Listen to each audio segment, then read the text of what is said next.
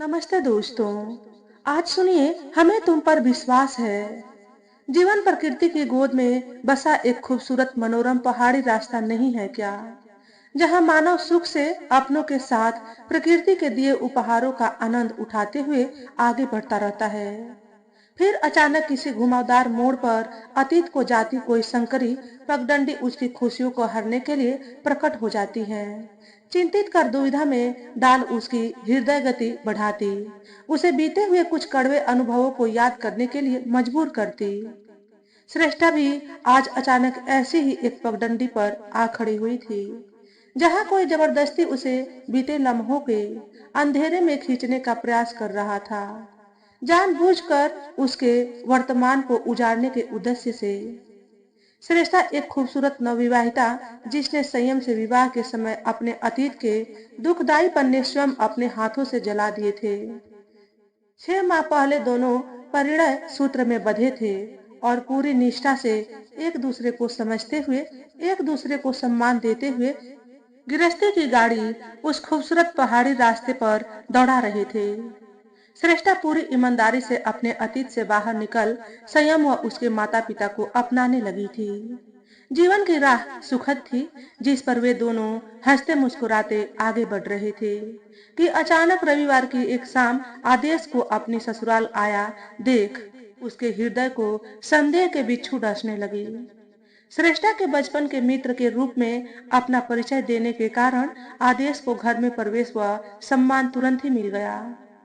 सास ससुर ने उसे बड़े ही आदर से बैठक में बैठाया व श्रेष्ठा को चाय नाश्ता लाने को कहा।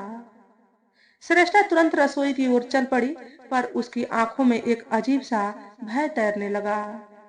यूं तो श्रेष्ठा और आदेश की दोस्ती काफी पुरानी थी, पर अब श्रेष्ठा उससे नफरत करती थी। उसके वश में होता तो वह उसे अपनी ससुराल में प्रवेश ही न करने देती, परंतु वह अपने पति व ससुराल वालों के सामने कोई तमाशा नहीं चाहती थी। इसीलिए चुपचाप चाय बनाने भीतर चली गई। चाय बनाते हुए अतीत के स्मृति चिन्ह चलचित्र की भांति मस्तिष्क में पुनः जीवित होने लगे। वर्षों पुरानी जान पहचान थी उनकी, जो न जाने कब आदेश की ओर से एक तरफा प्रेम में बदल गई। दोनों साथ पढ़ते थे, सहपाठी की तरह बातें भी होती थी और मजाक भी। पर समय के साथ श्रेष्ठा के लिए आदेश के मन में प्यार के अंकुर फूट पड़े, जिसकी भनक उसने श्रेष्ठा को कभी नहीं होने दी। यूं तो लड़कियों को लड़कों मित्रों के व्यवहार व भावनाओं में आए परिवर्तन का आभास तुरंत हो जाता है, परंतु श्रेष्ठा कभी आदेश के मन की थाह न पा सकी, या शायद उसने कभी कोशिश ही नहीं की, क्योंकि वह तो किसी और का ही हाथ थामने के सपने देख उसे अपना जीवन साथी बनाने का वचन दे चुकी थी। हरजीत और वह 4 सालों से एक दूजे संग प्रेम की डोर से बंधे थे। दोनों एक दूसरे के प्रति पूर्णतः समर्पित थे और विवाह करने के निश्चय पर अड़िग। अलग अलग धर्मों के होने के कारण उनके परिवार इस विवाह के विरुद्ध थे, पर उन्हें राजी करने के लिए दोनों के प्रयास महीनों से जारी थे। बच्चों की जिद और सुखद भविष्य के नाम पर बड़े झुकने तो लगे थे, पर मन की कड़वाहट मिटने का नाम नहीं ले रही थी। किसी तरह दोनों घरों में उठा तूफान शांत होने ही लगा था कि कुदरत ने श्रेष्ठा के मुंह पर करारा तमाचा मार उसके सपनों को छिन्न भिन्न कर डाला। हरजीत की एक सड़क दुर्घटना में मृत्यु हो गई। श्रेष्ठा के उजियारे जीवन को दुख के बादलों ने पूरी तरह ढक लिया। लगा कि श्रेष्ठा की जीवन नैया भी डूब गई काल के भंवर में। सब तहस नहस हो गया था। उनके भविष्य का घर बसने से पहले ही कुदरत ने उसकी नींव उखाड़ दी थी। इस हादसे से श्रेष्ठा बुरी तरह टूट गई। पर सच कहा गया है, समय से बड़ा चिकित्सक कोई नहीं। हर बीतते दिन और माता पिता के सहयोग, समझ व प्रेम पूर्ण अथक प्रयासों से श्रेष्ठा अपनी दिनचर्या में लौटने लगी। यह कहना तो उचित न होगा कि उसके जख्म भर गए, पर हाँ, उसने कुदरत के इस दुखदाई निर्णय पर यह प्रश्न पूछना अवश्य छोड़ दिया था कि उसने ऐसा अन्याय क्यों किया। साल भर बाद श्रेष्ठा के लिए संयम का रिश्ता आया तो उसने माता पिता की इच्छा पूर्ति के लिए तथा उन्हें चिंता मुक्त करने के उद्देश्य से बिना किसी उत्साह या भाव के विवाह के लिए हाँ कह दी। वैसे भी समय की धारा को रोकना जब वश में न हो तो उसके साथ बहने में ही समझदारी होती है। अतः श्रेष्ठा ने भी बहना ही उचित समझा। उस प्रवाह को रोकने और मोड़ने के प्रयास किए बिना विवाह को केवल 5 दिन बचे थे कि अचानक एक विचित्र स्थिति उत्पन्न हो गई। आदेश जो श्रेष्ठा के लिए कोई माने नहीं रखता था, जिसका श्रेष्ठा के लिए कोई वजूद नहीं था, एक शाम घर आया और उससे विवाह करने की इच्छा व्यक्त की। श्रेष्ठा व उसके पिता ने जब उसे इनकार कर स्थिति समझाने का प्रयत्न किया तो उसका हिंसक रूप देख दंग रह गए। एक तरफा प्यार में वह सोचने समझने की शक्ति तथा आदर भाव गंवा चुका था। उसने काफी हंगामा किया। उसकी श्रेष्ठा के भावी पति व ससुराल वालों को भड़काकर उसका जीवन बर्बाद करने की धमकी सुन श्रेष्ठा के पिता ने पुलिस व रिश्तेदारों की सहायता से किसी तरह मामला संभाला। काफी देर बाद वातावरण में बढ़ी गर्मी शांत हुई थी। विवाह संपन्न होने तक सबके मन में संदेह के नाग अनहोनी की आशंका में डसते रहे थे, परंतु सभी कार्य शांतिपूर्वक पूर्ण हो गए। बैठक से तेज आवाजें आने के कारण श्रेष्ठा की अतीत यात्रा भंग हुई और वह बाहर की तरफ दौड़ी। बैठक का माहौल गर्म था। सास ससुर व संयम तीनों के चेहरे पर विस्मय व क्रोध साफ झलक रहा था। श्रेष्ठा चुपचाप दरवाजे पर खड़ी उनकी बातें सुनने लगी। आंटी जी, मेरा यकीन कीजिए, मैंने जो भी कहा उसमें रत्ती भर भी झूठ नहीं है। आदेश तेज व गंभीर आवाज में बोल रहा था। बाकी सब गुस्से से उसे सुन रहे थे। मेरे और श्रेष्ठा के संबंध कई वर्ष पुराने हैं। एक समय था जब हमने साथ साथ जीने मरने के वादे किए थे, पर जैसे ही मुझे इसके गिरे चरित्र का ज्ञान हुआ, मैंने खुद को इससे दूर कर लिया। आदेश बेखौफ श्रेष्ठा के चरित्र पर कीचड़ फेंक रहा था। उसके शब्द श्रेष्ठा के कानों में पिघलता शीशी उड़ेल रहे थे।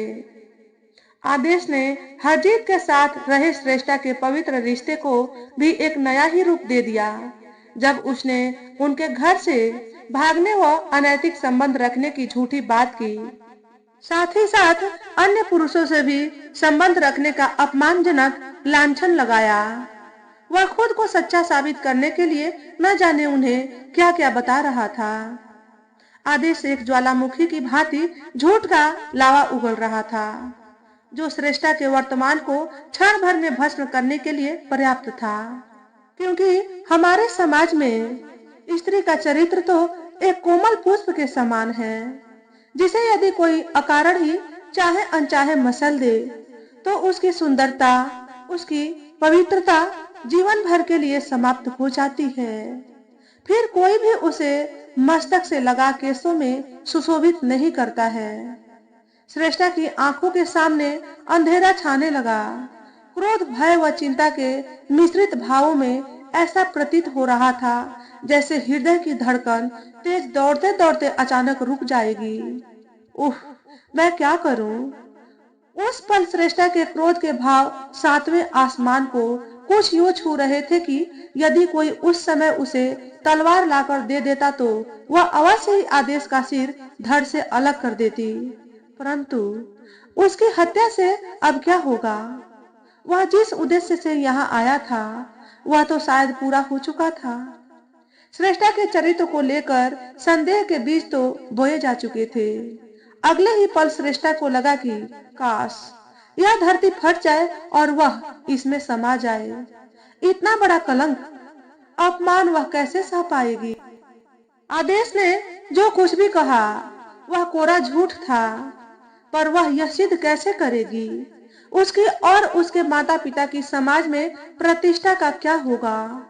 संयम ने यदि उससे अग्नि परीक्षा मांगी तो कहीं इस पापी की बातों में आकर उनका विश्वास डोल गया और उन्होंने उसे अपने जीवन से बाहर कर दिया तो वह किस किस को अपनी पवित्रता की दुहाई देगी और वह भी कैसे?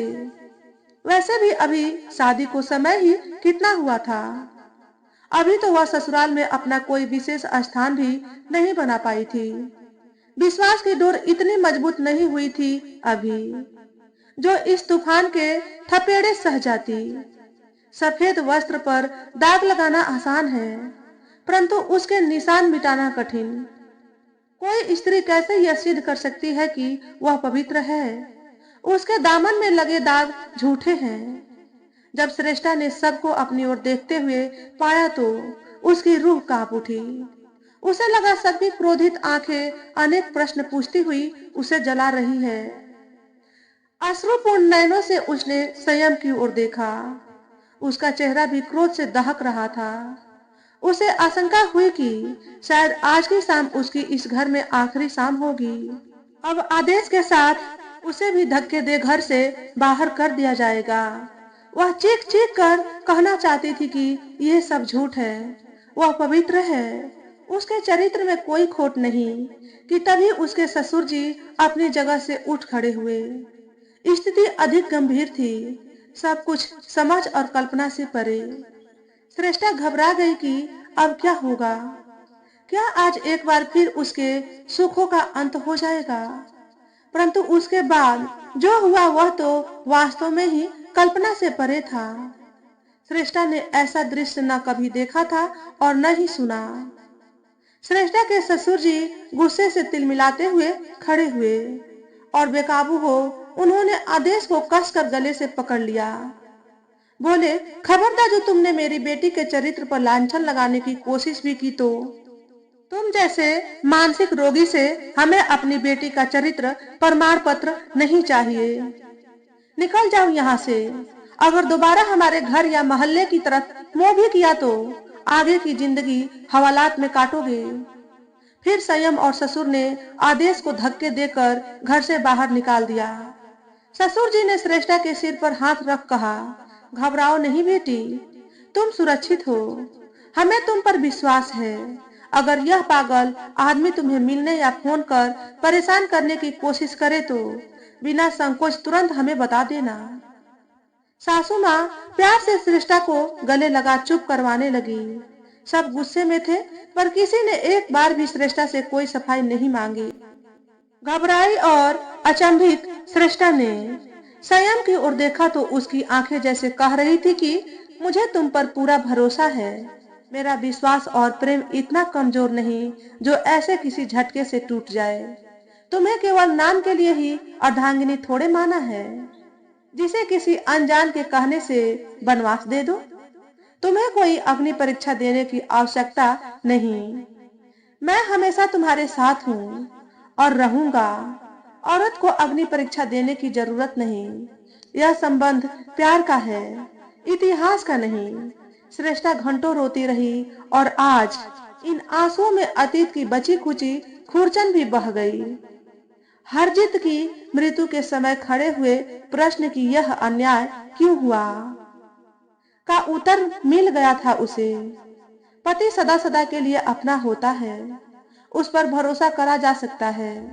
पहले क्या हुआ, पति उसकी चिंता नहीं करते, उसका जीवन सफल हो गया था। पुराणों के देवताओं से कहीं ज्यादा श्रेष्ठ कर संयम की संगिनी बनकर सास ससुर के रूप में उच्च विचारों वाले माता पिता पाकर स्त्री का सम्मान करने वाले कुल की बहू बनकर नहीं, बेटी बनकर उस राजश्रेष्ठा तन से ही नहीं मन से भी संयम की बाहों में सोई। उसे लगा कि उसकी असल सुहागरात तो आज है। तो दोस्तों, आज के वीडियो में बस इतना ही। अगर हमारे द्वारा बताई गई कहानी थोड़ी सी भी अच्छी लगी हो तो वीडियो को लाइक और शेयर करें। चैनल पर पहली बार आए हो तो चैनल को सब्सक्राइब करके बेल नोटिफिकेशन को ऑल पर सेट कर लें, ताकि आपको ऐसे ही अच्छे अच्छे वीडियो देखने को मिले। हमेशा खुश रहें, हमेशा स्वस्थ रहें। वीडियो देखने के लिए आपका बहुत बहुत धन्यवाद।